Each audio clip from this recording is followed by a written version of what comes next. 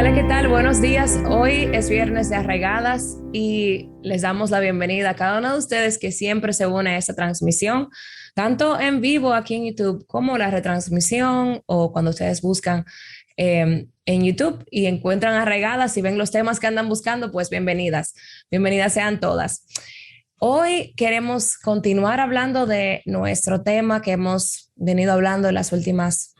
Hoy es la tercera semana que hablamos sobre la verdadera fortaleza y los hábitos, 7 hábitos de una mujer espiritualmente fuerte. La semana pasada estuvimos hablando acerca de domina tu mente y esa semana tenemos un tema completamente nuevo para ustedes y no voy a estar sola para hablar de esto y es deshágase de la carga. Para hablar de esto me acompaña Yamel de Jaramillo desde Colombia, mi tocaya. Enciende tu cámara, ¿cómo estás? Bien, ¿y tú, querida tocaya? Bueno, yo estoy muy bien, siempre feliz de estar por aquí, Así es. pero como comentaba, estamos hablando de la verdadera fortaleza y la definición de una mujer fuerte de acuerdo a lo que la Biblia nos enseña. Eso es lo más importante para nosotras las Amén. cristianas. Amén. Mari Cassian ha desarrollado este libro a partir de un verso que encontramos en Segunda a Timoteo, el capítulo 3, versos 6 y 7.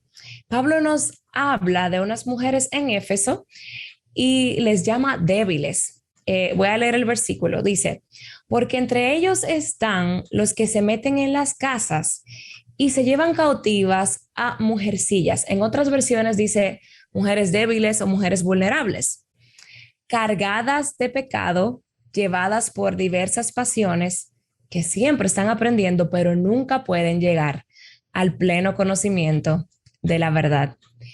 Estamos hablando sobre lo que Pablo dice que hacía a estas mujeres débiles. Y hoy veremos la expresión cargadas de pecado.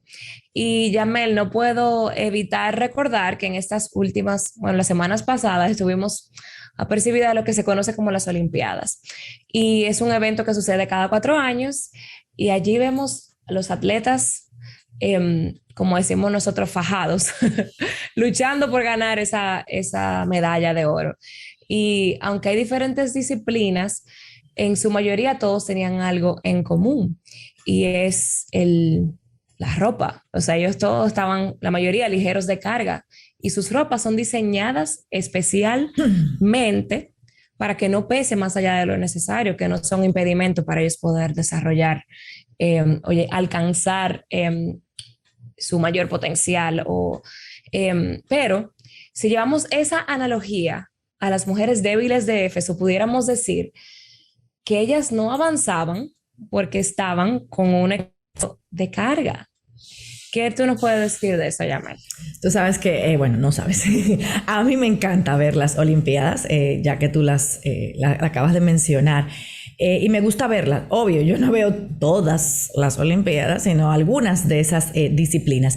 Pero lo que a mí más me ha sorprendido siempre que las he visto de todas las disciplinas es que dentro del mismo evento, la más importante, digamos, como la competición más importante o la reina de las competiciones, si digamos, es el maratón. O sea, de hecho, la más antigua. Exactamente, es la más antigua. De hecho, la única premiación que tú vas a ver en la clausura de las Olimpiadas es el maratón. Entonces, obviamente, como te dices, es la más antigua y podemos recoger mucho de eso porque estamos familiarizados cuando hablamos de esto, porque cuando yo veo esto, cuando yo vi esto en la última, mi mente lo que vino fue cuando leemos lo que dice Hebreos, que dice, esa nube de testigos que te va animando al momento de tú hacer la carrera. Hacía referencia a eso, o sea, al yo verlo, yo veía todas las calles llenas de personas hasta la meta y la gente le animaba y le decía, o sea, como para que llegaran al final. Pero de eso vamos a hablar más adelante, pero ahora que tú mencionas lo de la ropa, eso fue evidente también. En las diferentes disciplinas que vi, obviamente tenían casi todos eso en común y es eso de ellos van lo más ligero posible. Y a eso apunta Pablo cuando Pablo nos habla. Y bueno, Pablo no, el autor de Hebreos nos dice que tenemos que despojarnos de todo peso y correr la carrera. Pero en este caso, Pablo nos deja saber en el libro de Éfeso, o sea, de las mujeres de Éfeso, perdón, nos dice que era evidente que estas mujeres estaban sobrecargadas, no necesariamente cargadas, sino sobrecargadas. O sea, digamos que ellas estaban llevando ropa no adecuada para correr la carrera. O demasiada ropa. O demasiada ropa, exactamente, que en este caso era eso. Entonces, ellas estaban cargadas, pero nos dice de qué estaban cargadas de pecado. Entonces, esa palabra que se usa aquí en el original hace alusión a tú llevar lo que tú acabas de decir, un montón de algo, de lo que sea, piedra, manzana, lo que tú quieras. O sea, eso es lo que hace alusión a que llevaba un montón de algo, que ese algo era algo pesado, pero no solamente pesado, sino difícil de manejar, difícil de llevar. Yo no sé cuántas de ustedes o en qué otros países se ve eso, pero hay veces algunas mujeres que se ponen en la cabeza canastas que llevan fruta o llevan flores y caminan. Eso debe estar en la Olimpiada también. Eso es un deporte extremo, sí. Si yo las veo, digo, tú me lo dejas a mí y yo ni agarrándola, pero hace alusión a que tú tienes algo, pero que es difícil de manejar. O sea, no es cualquier carga, porque tú puedes llevar una cierta carga y tú puedes manejarla, pero esta carga que hace alusión aquí es algo que es difícil de manejar, que no puedo con ella, que encima de todo no la puedo manejar. Entonces, hay cargas que se supone que nosotras debemos llevar, pero hay otras que se supone que nosotras no debemos llevar, pero esas las voy a mencionar un poquito más adelante. Entonces, estas mujeres débiles llevaban pecados que las hacían espiritualmente inestables y susceptibles a cosas como consecuencia de esos pecados. Y es lo que Pablo está haciendo aquí, esa advertencia a estas mujeres. Entonces, es en un punto de contraste, como tú mencionabas al principio.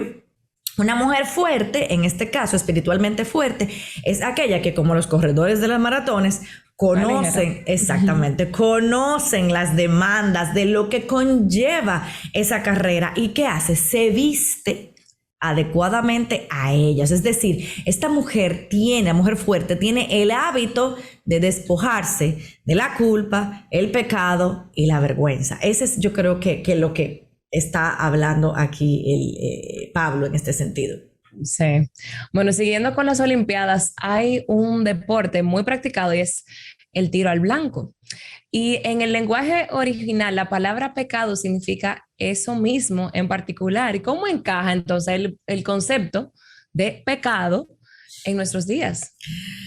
Ay, Yamel, mira, algo interesante es que tristemente, en nuestros días y en esta generación en particular, no nos gusta hablar del pecado, ni mucho menos que nos mencionen ni la palabra pecado, ni que tú me apuntes a mis pecados. Ni en la iglesia. Exacto, a eso voy. Ni en mucha iglesia. De hecho, ahora lo que vemos es que precisamente hay pecados que se consideran estilos de vida y que ahora todos debemos ser tolerantes, no criticar a los que viven de esa manera diferente a nosotros y mucho menos, te dicen, no, es que ese estilo de vida mío, que es pecado, eso no hace daño. Yo no estoy haciendo daño, yo no estoy matando. La famosa frase, all you need is love, ahora todo es amor. Love is love. Love is love, eso es lo que están diciendo. Y entonces tú tienes por otro lado pecados que ahora son derechos. Eso es mi derecho y es pecado. Entonces, ahora, ¿qué pasa? El pecado ahora ha entrado en una moda de algo que se llama, y te han dicho que es una consecuencia de una construcción del lenguaje. Ahora tenemos todo eso, que es la famosa construcción del lenguaje, y ahí entran una serie de situaciones que no voy a entrar en ese tema ahora, pero por lo cual, como el pecado, junto con otras cosas, eso fue consecuencia de eso, ahora tenemos que deconstruir. Y entra lo que es la deconstrucción del lenguaje. Entonces eso implica que ahora nosotros tenemos que cambiar el lenguaje. Ahí entra el lenguaje inclusivo y etcétera, etcétera. Viene como consecuencia de eso. Entonces, ¿qué pasa? Que ahora yo tengo que cambiar lo que se dice porque eso es una consecuencia de todo el pasado y demás. Entonces, como tú decías, ya eso no es solo en el mundo. Tristemente, dentro de la iglesia ahora queremos también deconstruir el lenguaje. Hemos encontrado muchos cristianos que están entrando en esa moda de querer cambiar lo que la palabra de Dios ya ha dicho que es pecado, llegando al punto de ni siquiera mencionar la palabra pecado dentro del servicio dominical o de las prédicas, o predicadores y pastores que te dicen, no, es que yo no puedo criticar, o sea, ¿what? No, o sea, juzgar. Exacto, no puedo juzgar. Entonces, la palabra pecado, como tú decías, en el original, y ahí voy a entrar un poquito y a hablar de lo que es pecado en sí, es amartía. Y según lo que nos dice el diccionario bíblico, esa palabra de amartía es lo que traducimos como pecado. Pero es muy interesante porque en el Nuevo Testamento se utiliza muchísimo la palabra amartía, donde no solamente en las epístolas de Pablo, sino Pablo solamente la menciona 70 veces, o sea que la palabra amartía o pecado es súper importante. Entonces en el griego clásico, ya me entré aquí en la clase conmigo, en el griego clásico, esto lo que se expresa básicamente es lo que tú decías, es el yerro, es el no errar al blanco, o sea, todo el mundo fallar en el tiro. Entonces, ¿quién gana en las Olimpiadas? El que más cerca le llegue al centro, pero pierde el que le falló, el que no dio en el blanco, en el centro, en la diana, ahí eso es lo que tiene que hacer. Entonces, obviamente, como tú decías, es una cultura en ese momento que estaba muy familiarizada con todo este tipo de asunto de deportes y no sé qué. Entonces, amartía lo que significa es errar al blanco, eso que tú decías. Entonces, pero algo interesante aquí es que la palabra en sí, amartía, no describe el pecado como un solo pecado. No es un solo evento, sino es el estado del pecado, del cual manan todas las acciones pecaminosas. Eso es lo que quiere decir realmente la amartía. Y eso lo vemos en muchísimos versículos de la Biblia, sobre todo en el Nuevo Testamento, que nos dice que el pecado es universal. Y eso está en Romanos 3:23, Romanos 7:14, Gálatas 3:22, Primera de Juan 1:8, o sea, nosotros, esa es nuestra naturaleza. Mi naturaleza es pecaminosa porque sí, porque eso es lo que somos. El pecado no es una enfermedad, no es una gripe que a algunos les da y a otros no les da. No, todos nosotros. O sea, el pecado es algo que todo ser humano está envuelto y que de todo ser humano es culpable.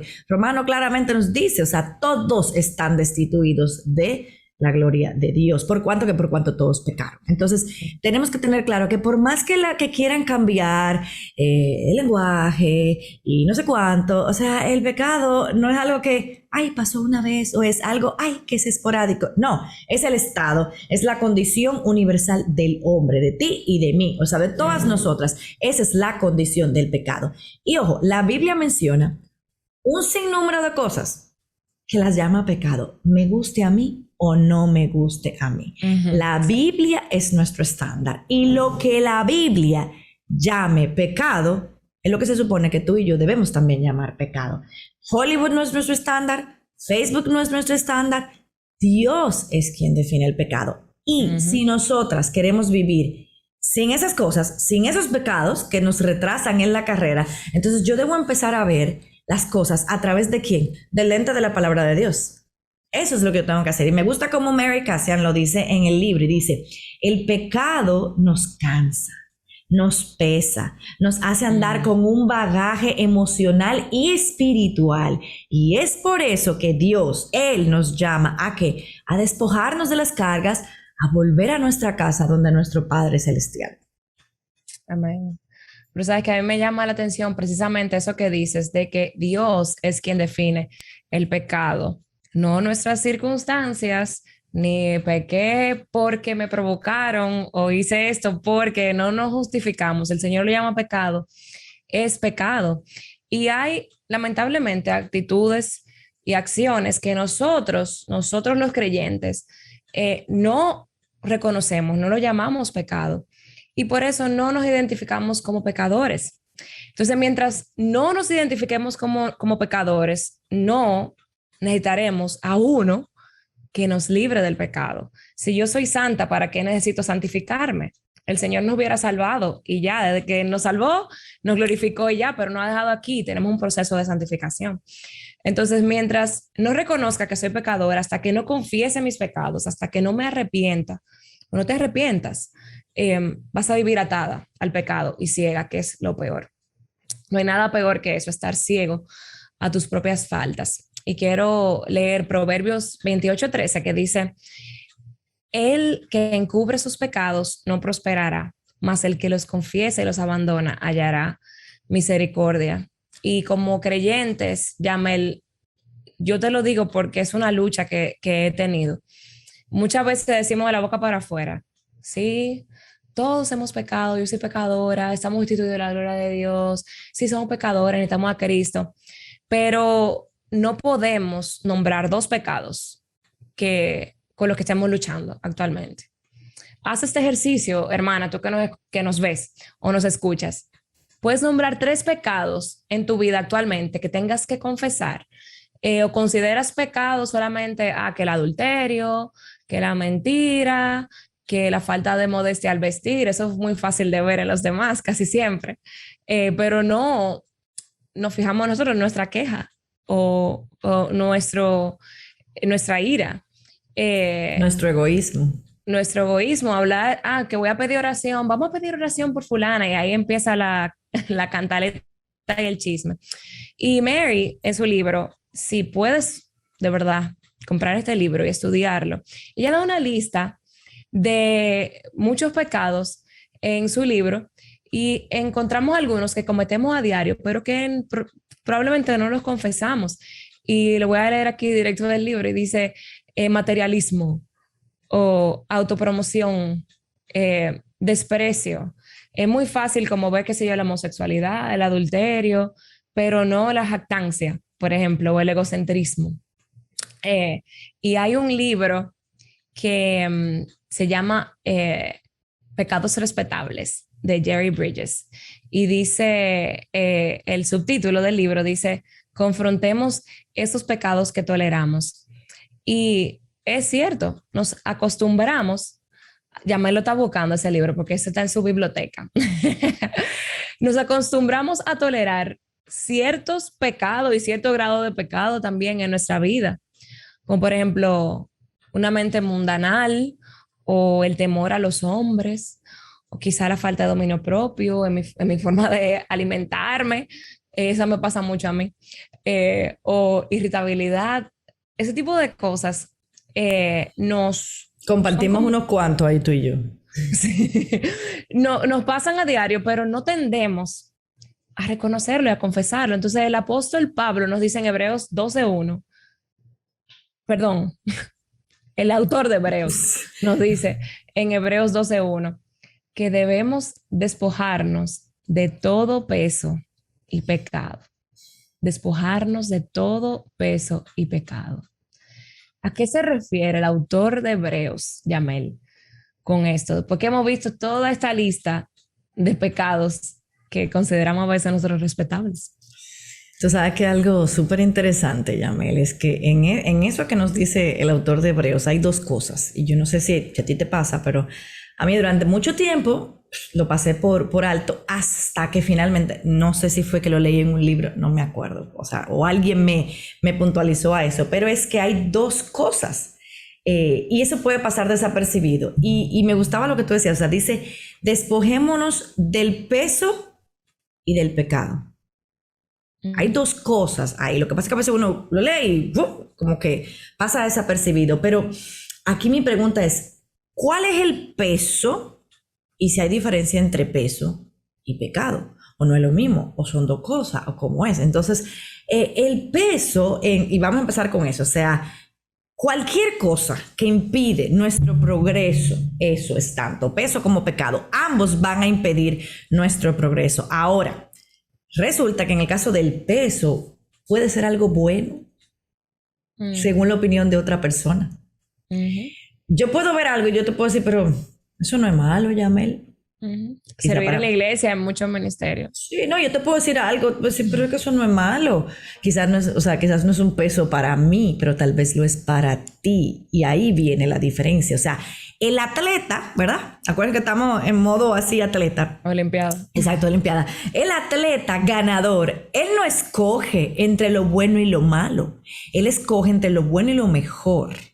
Y cuando tú ves estos atletas, o sea, anda uno que yo creo que desde año no sé cuánto BC, antes de Cristo, no había, o sea, nadie después de antes de Cristo había repetido esa hazaña que él hizo. Y es que tiene yo no sé cuánta medalla, o sea, y él no escoge entre lo malo y lo bueno, o sea, él va a escoger entre lo bueno y lo mejor. O sea, tú vas a buscar quedar entre los 3 primeros lugares. O sea, hubo uno que decía, llegué de cuarto es horrible. Para mí llegar de quinto pudiera ser, pero no es lo mismo obviamente con un atleta de alto rendimiento. O sea, lo que quiero decir es que nosotros también debemos despojarnos, ¿verdad? O sea, eso es lo primero, de la carga. Hay cosas que son carga, pero también nos dice despojarnos del pecado que tan fácilmente nos envuelve. Ese es el tema. Entonces, hay cosas, como yo dije, que pueden ser buenas en sí mismo, como tú mencionabas algunas, pero si esa cosa buena en sí mismo impide mi crecimiento espiritual o mi avance en mi carrera, entonces eso es un peso innecesario. Miren la diferencia. Hay una cosa que es el pecado, y ya lo hemos venido hablando, y vamos a hablar un poquito ya más en detalle del pecado en sí, pero hay otras cosas que no son pecado necesariamente, algo que no es malo necesariamente, pero una vez eso me impide, es un peso innecesario del cual aquí nos dice el autor que yo tengo que librarme, que yo tengo que quitarme de eso. Entonces, esas cosas que te quitan tiempo para pasar con Dios, ocupaciones extras, como tú mencionabas. O sea, yo creo que esto luce diferente en cada una de nosotras y hay que saber diferenciarlas.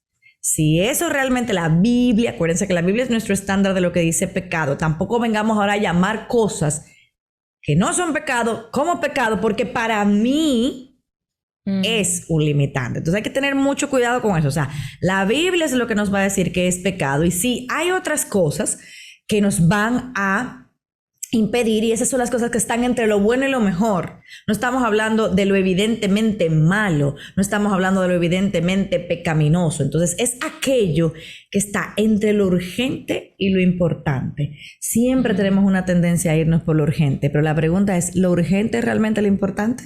Entonces ese es el discernimiento que tenemos que tener. O sea, esas son las cosas que solamente en oración y comunión con el Señor yo voy a saber, Señor, ¿es esto un peso en mi vida? ¿Es algo que yo debo de dejar? Y repito, eso es algo personal. Yo no puedo decirte a ti, ay, Yamel, pero ¿cómo así que para ti leer un libro? O sea, pero eso no tiene nada de malo de leer un libro. O sea, estoy poniendo un ejemplo.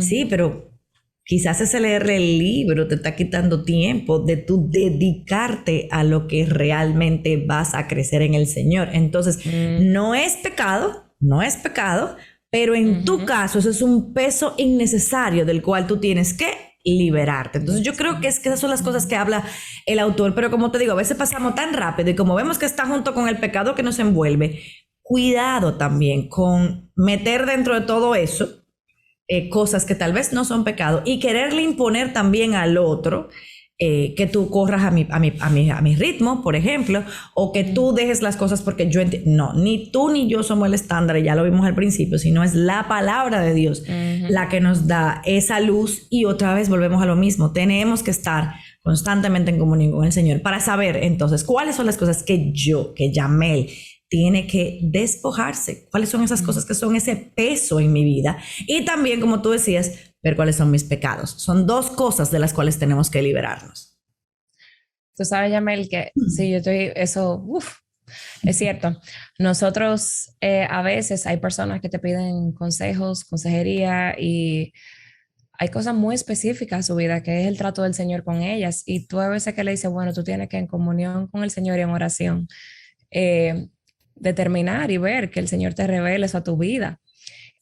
Cuáles son las cosas de las que tienes que despojar o cosas que tienes que dejar, y la gente como que siempre quiere una respuesta rápido, pero tenemos que vivir a los pies del Señor en comunión con Él, y Él es el que nos va a despojar. Así es. De Así lo que sobra, de lo que nos impide avanzar. Amén. Pero entonces, ¿cómo evitamos, Yamel, estar cargadas? ¿Cómo nos libramos de nuestras cargas? Tú mencionaste algo, pero... Sí. En el caso de las mujeres de Éfeso, y quiero como recalcar eso, nosotros no sabemos exactamente cuáles eran sus pecados.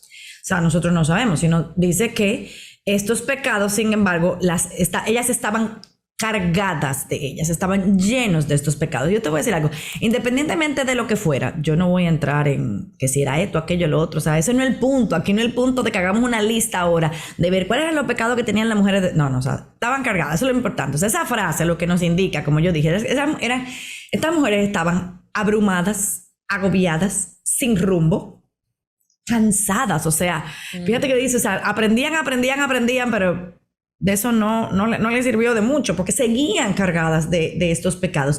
Y yo quiero que no olvidemos que estas mujeres eran en la iglesia. Eran mujeres que habían puesto su fe en Cristo. No son mujeres que vivían vivían en la ciudad de Éfeso, pero eran de la iglesia. O sea, mujeres creyentes podemos asumir a partir de lo que tenemos aquí descrito. Pero el problema es que estas mujeres no se habían despojado de esos pecados en su vida. Era como tú decías, o sea, comienzan a esta justificación o a racionalizar estos pecados. La Biblia nos enseña y nos indica el cómo podemos liberarnos de estos pecados que no nos dejan avanzar. ¿Y cómo es? A través de la confesión. Y aquí entramos en otro terreno más profundo, más incómodo. Y yo no estoy hablando de confesar cuando yo vengo por primera vez a los pies de Cristo. No, o sea, sí, ya yo me confesé, yo confesé mi pecado, yo acepté a Cristo. Sí, bien, fabuloso. Yo estoy hablando de la confesión, que es una confesión habitual, recurrente por nuestros pecados. Ese es el primer paso para nosotras empezar a liberarnos de esa carga, de ese peso y de esos pecados que nos envuelven. Es a través de la confesión de nuestros pecados, habitualmente. Pero como tú decías, es un tema que no nos gusta mucho hablar, pero es algo importante y necesario y lo encontramos en la palabra. Entonces, a la luz de la palabra, ¿qué significa entonces confesar? ¿Y cómo debe aplicarse a cada una de nuestras vidas como mujeres creyentes, que no queremos ser esas mujeres débiles de Éfeso? Tú sabes, Yamel, que yo creo que todos aquellos que venimos de un trasfondo religioso tradicional, cuando nos mencionan esta palabra de confesar, eso es automáticamente, ay, pero eso es como un sacerdote, que yo tengo que ir y la penitencia y la cosa. Pero la confesión bíblica, o sea, la confesión en sí es un hábito muy, muy importante. Y yo creo que todas nosotras tenemos pecados, como tú decías al principio, que confesar. Y Primera de Juan, en el capítulo 1, a partir, y leyendo los versículos del 8 al 10, me gusta mucho y lo voy a leer, dice: si decimos que no tenemos pecados, nos engañamos a nosotros mismos y la verdad no está en nosotros. Si confesamos nuestros pecados, Él es fiel y justo para perdonarnos los pecados y para limpiarnos de toda maldad. Si decimos que no hemos pecado, lo hacemos a Él mentiroso y su palabra no está en nosotros. Wow, o sea... Entre todo lo que dice, mira que Pablo, señores, no ha cogido con Pablo hoy. Juan habla en plural. Juan es un apóstol. Juan pudiera haber hablado en tercera persona, usted. O sea, él se incluye. Él se incluye. Entonces, si el apóstol se incluye, ¿qué nos queda a nosotros? O sea, él habla en plural cuando habla de pecado y nosotros y pecamos. O sea, ¿por qué? Porque no es una cosa, como yo decía, que pasó en el tiempo pasado. O sea, nosotros pecamos todos los días, 24 horas al día. Pecamos. Y volviendo un poco al tema de clase conmigo, la palabra confesar viene del original en griego, la palabra homologeo. Entonces, ¿qué significa? Hablar lo mismo con otra persona o estar de acuerdo. A eso es que apunta esta palabra. Entonces, cuando nosotros confesamos, lo que nosotros estamos haciendo es poniéndonos de acuerdo con Dios. O sea, es decirle, Dios, o sea, nosotros, yo pienso igual que tú, yo pienso igual que Dios. ¿En qué sentido? En el que yo entiendo que esas mismas cosas que Dios en su palabra llama pecado, yo también la estoy llamando pecado. Yo me estoy poniendo acorde con Dios, me estoy poniendo a cuentas con Dios y estoy diciendo, voy a hablar lo mismo que Dios, me voy a homologar, si podríamos decir así, a la misma cosa que Dios con respecto al pecado. La confesión de pecado es algo que hacemos primeramente delante de Dios. Es con Dios que yo tengo que ponerme primero de acuerdo. O sea, ver, la palabra de Dios dice que esto es pecado, entonces yo tengo que confesar esto como pecado, ¿ok? ¿Verdad? Eso es lo primero. Pero no porque, no, eso solamente es así en la iglesia católica, ya yo no necesito a más nadie, yo voy, yo me confieso solita delante de Dios, eso está bien, ese es el primer paso que debemos hacer, confesarnos delante de Dios, pero la palabra confesión también tiene una connotación interesante y es de un testimonio sincero. Es decir, hay una dimensión social y pública implícita en esto también. O sea, claro, no es que tú vas ahora a pararte en el púlpito y a publicar todos los domingos y tú vas a publicar tu vida a toda la congregación. No, yo no estoy hablando de eso tampoco, sino habla y apunta de tu ser honesta y transparente con los demás, sobre todo con los hermanos que son más cercanos a ti. Eso es, o sea, nosotros los creyentes tenemos y debemos ser honestos y transparentes, no creernos ni lucir o pretender que somos perfectos, que no tenemos luchas, que nosotros vivimos vidas perfectas. Eso es algo que tenemos la tentación de hacer. Claro que sí. La imagen, el Instagram pretty. Ay, Dios Pinterest mío. pretty. Ay, padre. Yo, bueno, pero Pinterest me estresa, pero ok, eso no es el punto. Entonces, sí, porque yo cero ni cerca de Pinterest. Pero no, o sea, nosotros no podemos seguir pretendiendo como, yo no tengo luchas, yo tengo todo perfecto, yo tengo todo resuelto en mi vida, de que nosotros no pecamos. No, eso no es a lo que nos llama la palabra de Dios. O sea, nosotros debemos estar dispuestas a apoyarnos unas a otras. O sea, ¿a qué? En esta lucha contra el pecado. Es caminar juntas por la vida. O sea, es ser como esas personas que yo mencioné al principio del maratón, que van animándolo. O sea, vamos, tú puedes. O sea, esos corredores se lo venían animando a que, a que sigan adelante. Cuando, o sea, oye, cuando le da un calambre, que le duele hasta el alma. Había uno que yo vi que se agarraba aquí. Y yo, y pobrecito. O sea, yo decía, no va a dar más, se va a caer. O sea, y la gente, vamos, tú puedes. O sea, animarlo. Eso es lo que nosotros estamos llamadas a hacer. O sea, a veces nos quedamos sin fuerza, o sea, y a veces, o sea, también que a detenernos y no dejar a otros atrás. O sea, a eso, o sea, a preocuparme por el otro. Yo vi... Estamos todos en la carrera. Exactamente. Yo vi de los que ganaron el maratón grandote ese, había un corredor que ya llegando hasta, o sea, le faltaba poquito para llegar a la meta final. Él se volteó y él comenzó a animar a un compatriota de él. Vamos. Y oye, creo que llegó en tercer lugar, ese compatriota que ya estaba el pobre, que no daba para más. Y a mí eso me lo encontré tan wow. O sea, el ver eso, o sea, lo animaba a que llegara a la meta. Y eso me hizo pensar muchísimo en la forma, en cómo nosotros estamos viviendo el evangelio de manera práctica. O sea, si yo me muestro como una superheroína, la que, wow, saque, eso no ayuda nada a la causa del evangelio, ni muestra el evangelio. Repito, yo no estoy diciendo que vamos a ir con un megáfono a gritar delante de todo el mundo cada pecado que cometemos. No, yo no estoy diciendo eso. Lo que yo estoy diciendo es que debemos desarrollar el hábito de confesar nuestros pecados primeramente a Dios y a mentores, amigos cristianos cercanos, de confianzas. ¿Con qué fin? Con el fin de rendir cuentas y que ciertamente podamos liberarnos de esos pecados que nos cargan y nos retienen.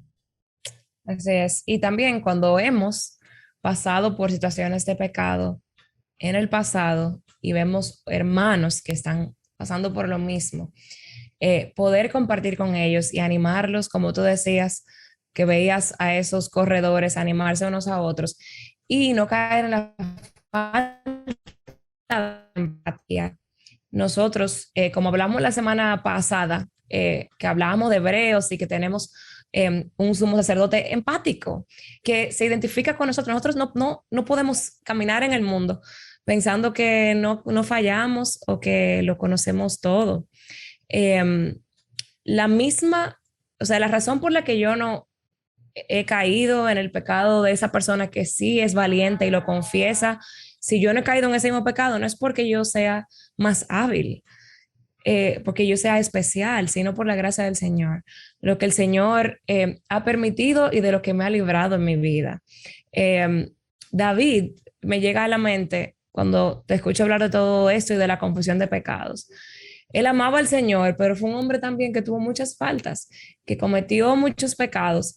El pecado que nosotros llamamos como el peor, que vimos en la escritura, que me encanta siempre que la palabra no nos oculta estas cosas. Pero ese gran pecado Betsabe y que mató a Uría y todo eso. Eh, la falta de confesar ese pecado se volvió muy, muy, muy real en su espíritu y su cuerpo. Y como tú decías, Impresionante eso es impresionante. él estaba muriéndose literalmente. Y en el Salmo 32 encontramos cuando él cayó en cuenta y dijo, yo tengo que confesar, yo no puedo quedar con esto.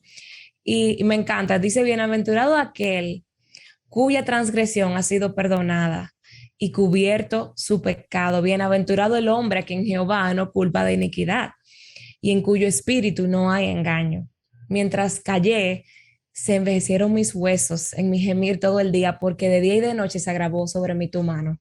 Se volvió mi verdor en sequedades de verano.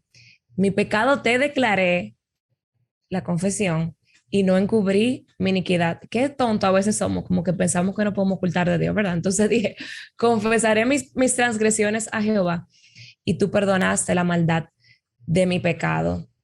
Esta confesión es una confesión real. Señor, contra ti fue que yo pequé.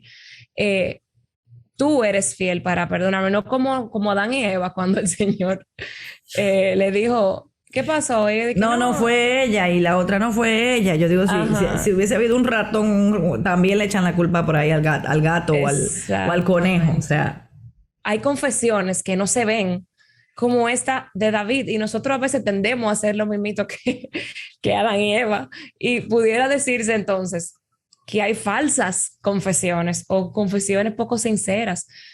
¿Cómo luce ante la palabra de Dios el arrepentimiento genuino? ¿Cuál sería entonces un arrepentimiento verdadero?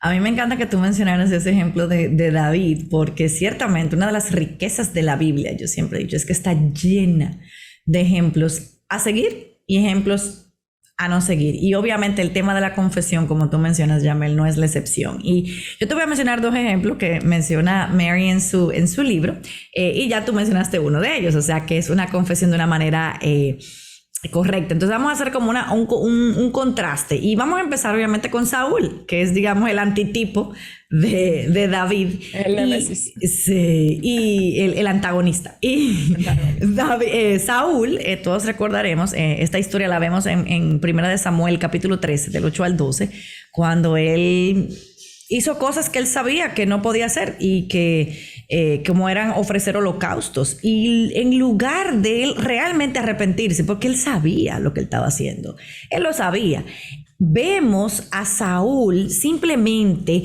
él fue a justificar su acción y dijo cosas como, bueno, yo lo siento, los soldados estaban desesperando, entonces no podía esperar, yo tenía que resolver. Tuve que hacerlo. Exacto, o decir, mira, yo estaba perdiendo una oportunidad de lograr una acción bélica exitosa, imagínate, yo no podía perder la oportunidad de yo quedar bien como el rey. Y claro, la última, ay, es que tú no estabas llegando, yo no tenía otra opción, o sea, Samuel, yo tenía que hacer, o sea, y Saúl tuvo otros ejemplos más de confesiones no genuinas, o sea, él dijo, bueno, sí, y fíjate que dijo, yo lo siento, o sea, yo tuve que, o me vi obligado a, él en ningún momento, y fíjate que él dijo, sí, yo he pecado, él usó esa frase, pero he pecado, pero tú no llegabas, pero yo tenía que hacerlo, pero los soldados se estaban desesperando. Entonces pero tal y tu justificación ya le quita a la genuinidad a tu confesión. Y David, como tú mencionabas, yo creo que David tuvo los dos pecados más escandaloso y más claro, incluso hasta el día de hoy, que son los evidentes. Y fue a los estándares actuales, sí. O sea, sí, yo creo que estándares all time. O sea, David cometió adulterio y asesinato. O sea, son dos pecados bien escandalosos. O sea, todo eso sabemos. Sin embargo, como tú decías, algo importante es que David sí trató de ocultarlos. O sea, David trató de ocultarlo, David trató de evitar y de hacerse loco de que aquí no pasó nada, obvio, porque él también tenía esa naturaleza humana que nosotros tenemos. O sea, David trató y pretender eso, ay, si aquí no pasó nada, me hago el loco, hasta que Natán vino y lo confrontó. Y sucede lo que tú nos habías dicho, o sea, ese pecado de David, aunque él intentaba ocultarlo, se lo estaba comiendo vivo. Se lo estaba comiendo vivo. Y a diferencia de cuando Saúl fue confrontado con su pecado, ¿qué hace David? David se quiebra en su corazón. Y encontramos no solo, o sea, en varios salmos encontramos y decir, sí, él dijo, he pecado. Pero mira lo que él le añade. Él dice, he pecado contra el Señor. Y esa expresión es la expresión clave de todo. O sea, el reconocer, como decíamos al principio, que mi pecado, ese pecado es contra Dios, contra su ley. Y para complementar el Salmo 32 que tú leías, yo quiero leer el Salmo 51, que va también en esa misma línea. Es justamente después que él es confrontado, que Natán lo confronta, y él dice, ten piedad de mí, oh Dios, conforme a tu misericordia, conforme a lo inmenso de tu compasión. Borra mis transgresiones, lávame por completo de mi maldad y límpiame de mi pecado, porque yo reconozco mis transgresiones y mi pecado está delante de mí siempre. Contra ti solo he pecado y he hecho lo malo delante de tus ojos, de manera que eres justo cuando hablas y sin reproche cuando juzgas. O sea, no hay forma. Mira la diferencia entre él y Saúl. Ambos dijeron eso. Ambos dijeron, sí, yo he pecado, pero ¿qué diferencia hay con David en la forma en que él confiesa? Puso pero al contrario. O sea, y mira, Mary Cassian dice algo en el libro, y lo quiero leer, y dice, en un entorno cristiano saludable, está bien ser imperfecta. Podemos contarle a las personas sobre nuestro pecado, no necesitamos encubrirlo u ocultarlo o pretender que no pasa nada. Podemos ser sinceras acerca de nuestras luchas. Aunque esto pueda atemorizarnos, es importante hacerlo. O sea, la confesión, Yamel, se trata de aplicar el evangelio. Eso es el evangelio. Es que cada vez que yo confieso, así como hacía David, yo declaro y reafirmo la verdad de lo que Cristo hizo por nosotros en la cruz del Calvario. Cuando dice, límpiame de mi maldad, límpiame de mi pecado. Yo estoy reconociendo lo que Cristo hizo en la cruz del Calvario. David reconoció la verdad más importante para un pecador, y es que la rebelión es contra Dios primeramente. Una cosa ya me le sentí remordimiento y otra cosa es arrepentimiento. Son dos cosas los no creyentes tienen exactamente. Cuando yo me arrepiento, que es lo que literalmente la palabra arrepentimiento significa, es que yo hago da una vuelta en U. Yo doy un cambio de dirección. O sea, lo que significa es que yo así giro en U. O sea, yo iba para allá y ya yo no voy para allá, yo vengo para acá. Yo me cambio totalmente. O sea, yo voy a una dirección totalmente opuesta por donde yo iba. El remordimiento, por el contrario, me hace sentir mal por un momento, pero incluso yo puedo pedir disculpas por remordimiento, pero usualmente yo justifico mi accionar. Así como Saúl, entonces eso es una confesión falsa. El pecado debe producir una tristeza genuina. A mí me debe doler el pecado como a Dios le duele. Entonces, por ende, esa tristeza que es real por mi pecado va a producir un arrepentimiento genuino. Sin embargo, la tristeza, esa del mundo, la que tú mencionabas al principio, esa por el contrario, es una tristeza disfrazada porque lo que hace es que se enfoque en sí mismo. Entonces, ¿tú sabes lo que nos hace decir? Cosas como lo voy a leer directamente del libro. Ay, yo lamento tanto que me hayan atrapado. O yo lamento la vergüenza que eso causará. Lamento que voy a perder mi buena reputación. Lamento la culpa y la vergüenza que siento. Lamento que te sientas herido y ofendido. Lamento que pienses que esto es una gran cosa. Lamento las consecuencias que voy a tener que afrontar. Lamento que haya causado tanto conflicto y disturbio. Lamento que esto haya provocado que mi paz y mi felicidad disminuyan. Oye, cuando yo contrasto eso con lo que acabamos de leer de David, hay una gran diferencia. O sea, no es que yo lo lamento, es que mi pecado debe producir una tristeza genuina que me obligue a cambiar de giro, a hacer el giro en U y devolverme hacia donde debo de ir. y llamar al pecado por su nombre y confesarlo ante el Señor. Así es. Pero Así como es. tú decías, o sea, lo confesamos y tenemos quien nos perdone. Amén. Es la diferencia del remordimiento. Que tú te puedes, bueno, tengo remordimiento por lo que hice, pero ¿quién te va a perdonar? ¿A quién se lo vas a decir?